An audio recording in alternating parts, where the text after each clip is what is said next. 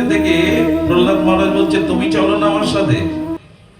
বলেন, আমি আমার সুকরীকে একটু শুনে দেখি। স্ত্রী সুকরীকে বলছেন বৈকুণ্ঠে যাবে, প্রহ্লাদ মহারাজ এসছেন। বললেন, ওনার কাছে শোনো বৈকুণ্ঠে বিষটা আছে কিনা। প্রহ্লাদ মহারাজ বিস্ময় প্রকাশ করলেন, তোমার বহিরঙ্গ মায়ের এমন ক্ষমতা।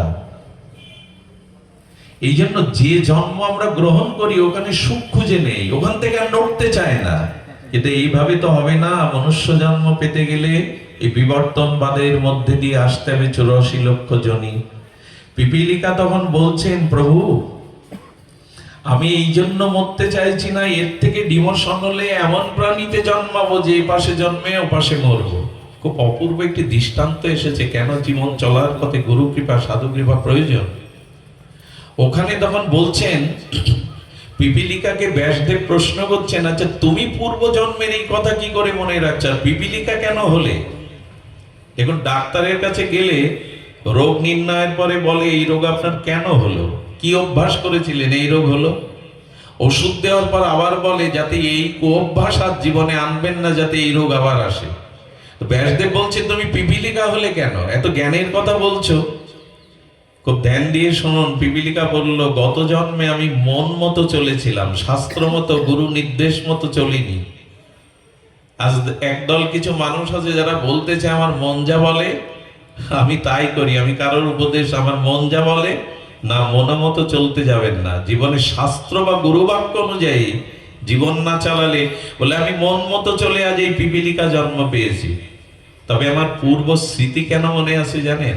দুটো ভালো কাজ করেছিলাম, এক বৃদ্ধ মায়ের সেবা করেছিলাম, আর একদিনের জন্য অতিথি সাধুকে সেবা করেছিলাম। সেই কারণে আমার পূর্ব স্মৃতি মনে আছে। আমি বৃদ্ধা মাকে সেবা করেছিলাম এবং একদিনের জন্য একজন সাধুকে দুমুঠো অন্ন দিয়েছিলাম, নারায়ণ জ্ঞানে তাকে সেবা করেছিলাম। দেখুন, এই কাজগুলো খুব প্রয়োজন। পিতামাতার সেবা, অতিথি সৎকার, এগুলো না করলে জীবনে কল্যাণ আসে না। তখন সেই পিপীলিকাকে বলছেন, ব্যাসদেব আশীর্বাদ করছেন, আমি তোমায় আশীর্বাদ করছি, তুমি যে যে এর পরে যতবার জন্ম নেবে আমি তোমার সঙ্গ দেব, আমি তোমাকে আশীর্বাদ করে মনুষ্য জন্মে পৌঁছে দেব। শুনে রাখো, মনুষ্য জন্ম না, একদিন ব্রাহ্মণ কুলে জন্মে তুমি ভগবানের অত্যন্ত প্রিয় পার্ষদ এবং অত্যন্ত প্রিয় পরিকরে সাধুতে তুমি রূপান্তরিত হবে। ইনি কে জানেন? এই পিপীলিকা পরবর্তীতে কি হয়েছিলেন জানেন? তিনি মৈত্রী ঋষি, মহর্ষি মৈত্রী। একটা অদ্ভুত কথা এসেছে, ঋষি মৈত্রী হয়েছিলেন। আর মৈত্রী কেমন কৃপা পেয়েছিলেন জানেন? ভগবান শ্রীকৃষ্ণ অপ্রকটের সময় উদ্ধব মহারাজকে কিছু তত্ত্বোপদেশ দিয়েছিলেন, আর তার পেছনে দাঁড়িয়ে এই মৈত্রী ঋষি শুনেছিলেন। ঋষি মৈত্রীকে ভগবান বলেছিলেন, মৈত্রী আমার প্রিয় বিদুরের কাছে এই ভাগবত সংবাদ তুমি পৌঁছে দিও। সাক্ষাৎ ভগবানের সম্মুখে তার শেষ উপদেশ উদ্ধবজি এবং মৈত্রী ঋষি শুনেছিলেন, মহর্ষি মৈত্রী। এবং ইনি বিদুরকে পরবর্তীতে এই মহাত্মাকে ভাগবত প্রসঙ্গ ভগবানের বলা বলেছিলেন। এর এক জন্মে উনি ক্ষত্রিয় হন, ধ্যান দিন, এর এক জন্মে উনি ক্ষত্রিয় হন। ক্ষত্রিয় হওয়ার পরে ব্যাসদেব ওই জন্মে জন্মে, দেখুন সাধু কৃপাটি, চক্ষুদানও দিল যেই জন্মে জন্মে, যতবার জন্মায় ব্যাসদেব গিয়ে তাকে কৃপা করে। আচ্ছা, একটা ক্রম আছে তো, চাইলে তো মানুষ হতে পারবো না, একটা সৃষ্টির ক্রম আছে। 30 লক্ষ পশুজনী, 20 লক্ষ বৃক্ষজনী, একটা ক্রম আছে তো। প্রতিটা জন্মেই ব্যাসদেব তাকে কৃপা করতেন। এই করতে করতে ক্ষত্রিয় কুলে এলো। ব্যাসদেব 50 পেরোলেই বললেন, যাও নৈমিষারণ্যে ভজন করো, আর সংসারের দায়িত্ব তোমার প্রয়োজন নেই। একটা কথা এই পরিসরে বলে রাখি, আমাদেরও 50-55 যখন হয় না, ছেলে মেয়ের উপরে ভাত দিয়ে নিজে এবার ভগবত চরণে সমর্পণ নেন। কিন্তু অভিশাপ কি জানেন? আমাদের এই বর্তমান সমাজের দুরবস্থা হলো, যত বৃদ্ধ হয় তত সংসারী হয়। বৌমা ছেলে থলেতে করে কি আনলো ঘরে, এটা জানার দরকার এখন? রুই নিয়ে তো দ্বন্দ্ব। বৌমা ছেলে কি এনে দিল থলেতে করে তোমার ঘরে, এই দেখার কি দরকার? আরে তুমি এখন ভজন করো। ছোটবেলায় ক্লাসে ঘন্টা পড়ার আগে ছাতা, লাঠি যা যা ছিল সবকিছু গুছিয়ে নিতাম, জলের বোতল, যে ঘন্টা কখন পড়বে, মুক্তির আনন্দে ছুটির আনন্দে দৌড় দিতাম। তো তোমার তো চলে যেতে হবে, 50-60 হলো তো সন্তানদের উপর দায়িত্ব দিয়ে এবার ভজন করো, আর কেন সংসার? আর সংসারের প্রয়োজন নেই। আগে বানপ্রস্থ ছিল, এখন না হলে গুরু আশ্রমে গিয়ে ভজন করুন।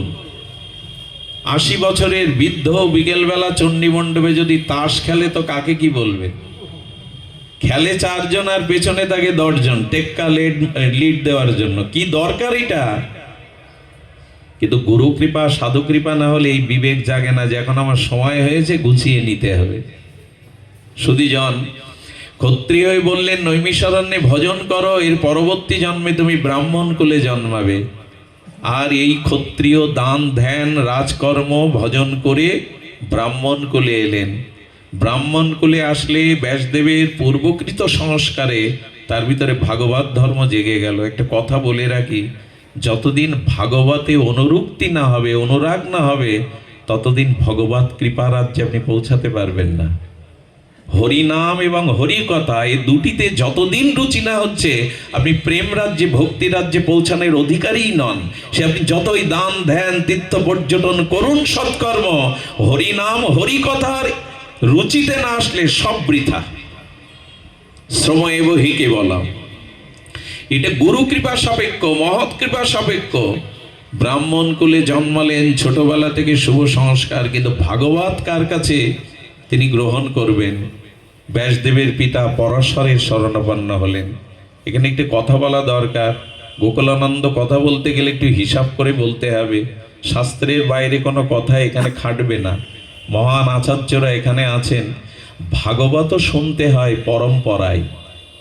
এই যে ভাগবতটাও একটা পরম্পরা আছে, এই পরম্পরা ব্যতীত ভাগবত শ্রবণের কথা গোস্বামীরা বলে যায়নি। ভাগবত পরম্পরা আপনারা জানেন, ভগবান দিলেন ব্রহ্মাকে, ব্রহ্মা দিলেন নারদকে, নারদ দিলেন ব্যাসদেবকে, ব্যাসদেব দিলেন সুখদেব গোস্বামীকে, সুখদেব সুতমণিকে। এইভাবে তো পরম্পরা। তেমনি পরাশর নারদের একটা পরম্পরা আছে। যিনি ভাগবত বলবেন তার মধ্যে পরম্পরা গুরু শক্তি সন্নিবিষ্ট হতে হবে। ভাগবত কোনো পাণ্ডিত্যের দ্বারা বলা যায় না, মুখস্থ শক্তির দ্বারা বলা যায় না, ভাগবত অন্যকে নকল করে বলা যায় না। ভাগবত স্বপ্রকাশ ধর্মী, শ্রী গুরু কৃপা পরম্পরা শক্তি সঞ্চারিত হলেই কেবল ভাগবত অন্যের কল্যাণে আসে, পরম্পরা ধারায়। এই জন্য ভাগবতেরও পরম্পরা আছে। উনি পরাশর ঋষির কাছে চলে গিয়ে শরণাপন্ন হলেন। ঋষি পরাশরের কাছে ভাগবত ধর্ম, ভাগবত শ্রবণ কীর্তন করে যখন পরীক্ষা নিলেন, দেখুন পরীক্ষা তো দিতে হয়। পরাশর ঋষি বলছেন তুমি আমাকে সোনার দক্ষিণা দাও, সোনা। আচ্ছা, ঋষি সোনা চাইবেন? এদিকে ধ্যান দিন। ঋষি কি সোনা চাইবেন? উনি গণ্ডকী নদীর তীরে গিয়ে আরাধনারত এই ব্রাহ্মণ আরাধনা করে কি পেলেন? শ্বেতশুভ্র শিলা।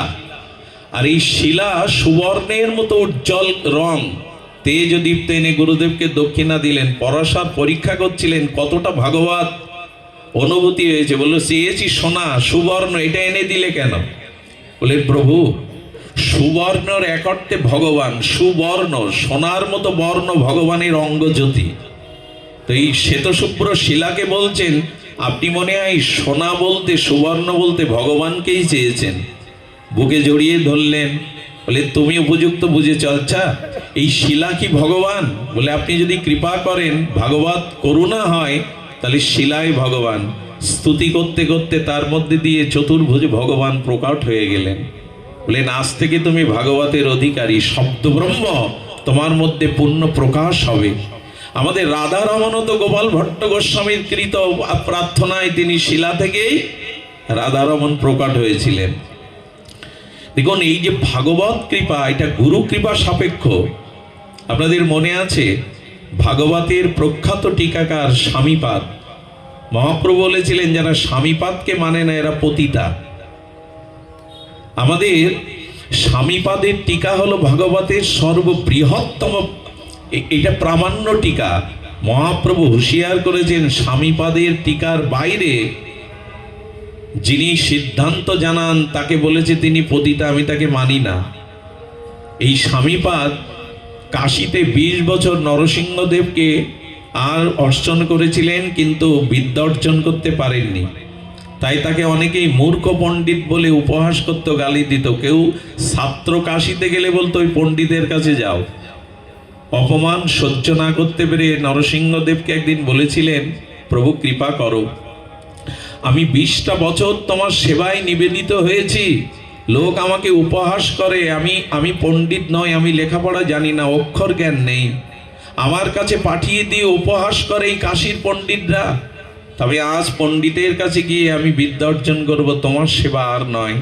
মন্দির দুয়ার দিয়ে চাবিটা যখন রেখে দিতে গেছে, নরসিংহদেব ভেতর থেকে বললেন, স্বামী কোথায় যাচ্ছ ভাগবত শিখতে? কোথাও যাওয়া লাগবে না, আমি যদি বিনা অধ্যয়নে তোমার মধ্যে পূর্ণ ভাগবত কৃপা দান করি, তবে আমার সেবা ছেড়ে তুমি যেও না। এই স্বামীপাদকে নরসিংহদেবী পুরো ভাগবত তত্ত্ব বেদজ্ঞ শাস্ত্র জ্ঞান তাকে দিয়ে দিয়েছিলেন। লেখাপড়ার বিষয় নয়, এটা ভাগবত কৃপালব্ধ বিষয়। সুধীবৃন্দ, এই স্বামীপাদ তখনই পরম পণ্ডিত প্রবার হয়ে এই জগতে ভাগবতের বৃহত্তম টিকা, প্রামাণ্য টিকা দিয়ে গেছিলেন। উনি লেখাপড়াই জানতেন না। এই জন্য বলছি, গুরু কৃপার উপরে নির্ভর করুন, মহৎ কৃপার উপরে নির্ভর করুন। স্বামী বিবেকানন্দের মতোই তেজস্বী ভারত সূর্য আমেরিকায় বলেছিল, আমার জিউ ভাই বসে গুরুদেব যা বলিয়েছেন আমি তাই বলেছি, আমি জানি না আমি কি বলেছি। এই জন্য এই যে ভাগবত পথে, এই যে ভক্তি প্রগতির পথে গুরু কৃপা, সাধু মহৎ কৃপা ব্যতীত এক পাও আমাদের নিজস্ব স্বাতন্ত্র বলে চলার কোনো ক্ষমতা নাই। আমরা কখনো যেন নিজেকে না মনে করি যে আমি কিছু শিখেছি, আমি জেনেছি, আমিও পারি। সম্পূর্ণ গুরু কৃপার উপরে, মহৎ কৃপার উপরে নির্ভর। পরশার বুকে জড়িয়ে ধরে বললেন, নারায়ণ শিলা থেকে যিনি নারায়ণকে প্রকট করেন, সোনা চাইলে যিনি শিলা এনে দেন ভগবানকে, তুমি উপযুক্ত। আশীর্বাদ করে বললেন, পরবর্তী জন্মেই তোমার জন্ম হবে মহর্ষি মৈত্রীয়। ঘটনাটা এই কারণে বলা যে যারা গুরুচরণ আশ্রয় করেছেন, শ্রীগুরু পাদপদ্ম আশ্রয় করেছেন, একমাত্র গুরুদেবের অশেষ বিশেষ করুণা, সাধু বৈষ্ণবের করুণাতে আমাদের জীবনের পথ চলা। আমি নিজে এক মূর্খ, আমার ব্যক্তি জীবন সম্পর্কে যারা জানেন, বিষয় মধ্যেই পড়ে আছি। সারাদিন তো চাল বেশি, ক্লাস 6 পর্যন্ত উঠে পরীক্ষাও দিতে পারিনি। ভাগবত বলার মতো কোনো যোগ্যতাই এ জগতে নাই। কিন্তু গুরু মহারাজ তার অভয় হস্ত দিয়ে বলেছিলেন, বঙ্গদেশে হরিকথা বলো, ওইটুকুই ছিল। গুরু মহারাজ ছিলেন হরিকথার মূর্তিমন্ত বিগ্রহ, ওইটুকুই। এই জন্য উপলব্ধি নিজের কিছু হলে অন্যকে বলতে দোষ নেই, তাতে নিজের প্রচার হয় না। আমি নিজে উপলব্ধি করেছি ভাগবত সম্পূর্ণ গুরু কৃপা, মহৎ কৃপা সাপেক্ষ। এ পথে আপনি চলতে পারবেন না, স্বাতন্ত্র হয়ে চলতে গেলেই পড়ে যাবেন। আশ্রয় করিয়া ভজে তারে কৃষ্ণ নাহি ত্যাজে, এই আশ্রয়তে থাকুন, তাহলে আর পড়বার ভয় নেই। সুধীবৃন্দ, গোকুলানন্দ পাটবাড়ি আশ্রম আমরা গর্ব করি এই কারণে, খুব ছোটবেলায় দেখেছি আমাদের এই বঙ্গদেশের দক্ষিণ অঞ্চলে ভক্তি প্রচারটা তেমন ছিল না, একথা স্বীকার করতে হবে। 30 বছর আগে চলে যান, শুদ্ধ ভাগবতের প্রচারটা ছিল না। এই গোকুলানন্দ পাটবাড়ি আশ্রমে তিল তিল করে আমাদের পরম প্রভুপাদ, পরম প্রভুজ্য চরণ মাখনলাল গোস্বামী সৃষ্টি করেছিলেন ভক্তির বীজ। তারই পরম্পরায় ছিল তপন কৃষ্ণ গোস্বামী পাদ পদ্ম, শ্রী স্বপন কৃষ্ণ গোস্বামী পাদ পদ্ম, শ্রী রতন কৃষ্ণ গোস্বামী পাদ পদ্ম। তারা এই ভক্তি শুদ্ধ ধারাকে প্রচার করেছেন। আপনারা জানেন, আজ রাধাকুণ্ডে, নবদ্বীপে সবখানে বাবাজিদের সুনাম। যখনই যাই শুনি গোকুলানন্দ ভালো আছে তো, ওখানে গোস্বামীগণ ভালো আছে তো। এবং দেখুন, সার্থক তখনই হয় যখন আমরা কোনো পরম্পরা রেখে যেতে পারি। মাখনলাল গোস্বামী পরম্পরা রেখে গেছেন, এবং তাদেরই পরবর্তী উত্তর পুরুষগণ, আমার গোবিন্দ দাদাজি, আমাদের গোপাল দাদাজি, আমাদের দাদাজিরা, তারাও এই ধারা প্রচার করছে। আপনারা আশীর্বাদ করবেন, হৃদয়ের অন্তঃস্থল থেকে প্রার্থনা করবেন, এই ভক্তি শুদ্ধ ধারা গঙ্গা এভাবে যেন তাদের উত্তর পুরুষগণের মধ্যে প্রবাহিত হয়। আর তাদের কাছে অনুরোধ করব, তারাও যেন তাদের সন্তানদেরকে এই গোকুলানন্দ ভক্তি প্রগতি ধারা শিক্ষা দিয়ে যায়। তাদের প্রতিষ্ঠিত করে যায়। কারণ এটি এক জন্মের নয়, জন্ম জন্মান্তরের এই ধারাবাহিকতা চলে। কত অগণিত মানুষ, কত বিষয়ী মানুষ, কত পতনশীল মানুষ আজ নূতন জীবন পেয়েছে। আজ ভগবানের চরণে বিগ্রহ সেবায় নাম নিষ্ঠায় তারা নিবেদিত হয়েছে। এগুলোই গুরু কৃপা। তাই গোকুলানন্দ পৃথিবী যতদিন থাকবে এর ইতিহাস, ঐতিহ্য, এর পরম্পরা যেন আরও এগিয়ে যায়, আমরা সেই প্রার্থনা করি। এবং আমাদের মাঝে এক প্রভুপাদ নিত্য লীলায় প্রবেশ করেছেন, যে দুইজন আছেন প্রার্থনা করবেন। আমরা না হারালে বুঝতে পারি না, বুঝলেন, না হারালে বুঝতে পারি না। রামকৃষ্ণ পরমহংস বলেছিলেন, ওরে জাহাজ চলে গেলে তবে কুলে ঢেউ আসে। থাকতে আমরা বুঝতে পারি না, না থাকলেই তার ছাতি লাঠি জুতো পূজা করি। থাকতে তাকে আমরা মানি না, মানতে চাই না, কিন্তু মৃত্যুর পরে, অপ্রকটের পরে তার ছাতি লাঠি জুতো নিয়ে টানাটানি করি, জামা নিয়ে। তাই ওনারা আছেন, ওনাদেরকেই প্রাণ ভরে আপনারা ভগবানের কাছে, এই যেমন প্রভুর অপারেশনের কারণে আপনারা অনেক ভক্তগণ গোবিন্দ গৌর চরণে প্রার্থনা করেছেন।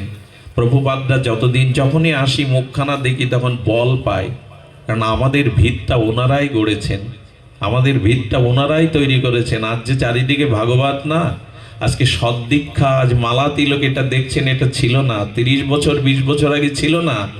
ওনারা সাইকেল চালিয়ে মানুষের দুয়ারে দুয়ারে গিয়ে, কত জায়গায় গিয়ে উনান কেটে রান্না করে প্রসাদ পেতে হয়েছে ওনাদের। এইসব দিনগুলো ভুলে গেছে। এখন তো আমরা মাইক্রোয় যাই, আমাদের বরণ করে, আমাদের কত রকমের ব্যবস্থা হয়েছে, কিন্তু ওনারা যেভাবে চলেছেন সেই ইতিহাস ভুলে গেলে হবে না, সে ত্যাগ বৈরাগ্য ভুলে গেলে হবে না। আমরা আজ ঐশ্বর্যের মধ্যে যেন হারিয়ে না ফেলি তাদের ত্যাগ, তাদের তিতিক্ষা। তিল তিল করে গড়া এই আশ্রম, তিল তিল করা এই ভক্তি ধর্ম যেন উত্তর উত্তর প্রবৃদ্ধির পথে এগিয়ে যেতে পারে। এইটুকু বলে আমি আপাতত আমার কথা রাখছি। বিষয়ী মানুষ, দৌড়াতে আমার কাজ। এরপরে আমাদের গোপীনাথ ব্রহ্মচারী যে আসবেন, আপনারা একটু অপেক্ষা করুন, তিনি অতি শীঘ্রই এসে পৌঁছাবেন, তার মুখে হরিকথা শুনবেন। আমার বাবার জন্য একটু প্রার্থনা করবেন। ওনারা আরও আরও আরও দিন এমনি করে আমাদের মাঝে থাকুন। ওনাদের এই মুখগুলো, চরণগুলো দর্শন করলেই মনে হয় হৃদয়ের জ্বালা জোড়ায়। আমি যখন প্রথম ভাঙাতে যাই, বাবা আশীর্বাদ করে বলেছিলেন, যাও ওইখানে প্রচার করো। আমাদের কোন শিষ্যকে উনি বলে গিয়েছিলেন, তিনি যেভাবে আমাদের আদর যত্ন করে আমাদের প্রচারে সহায়তা করেছিলেন, আজও ভুলতে পারি না। তাই সবার কাছে প্রার্থনা, এই গোকুলানন্দের বিজয় পতাকা যেন জন্ম জন্মান্তরের উড্ডীয়ান থাকে, তাদের ভক্তি প্রচার যেন এমনি করে উড্ডীয়ান থাকে। আপনাদের মঙ্গল হোক, কল্যাণ। আমাদের দাদাজি মহারাজ একটু ভজন করুন। আমাদের গোবিন্দ দা তো ভজনে অত্যন্ত আনন্দ দেন, একটু ভজন করুন। এরপরেই আমাদের ব্রহ্মচারী যে আসছেন, তার শ্রীমুখে আপনারা হরিকথা শ্রবণ করবেন। জয় রাধে।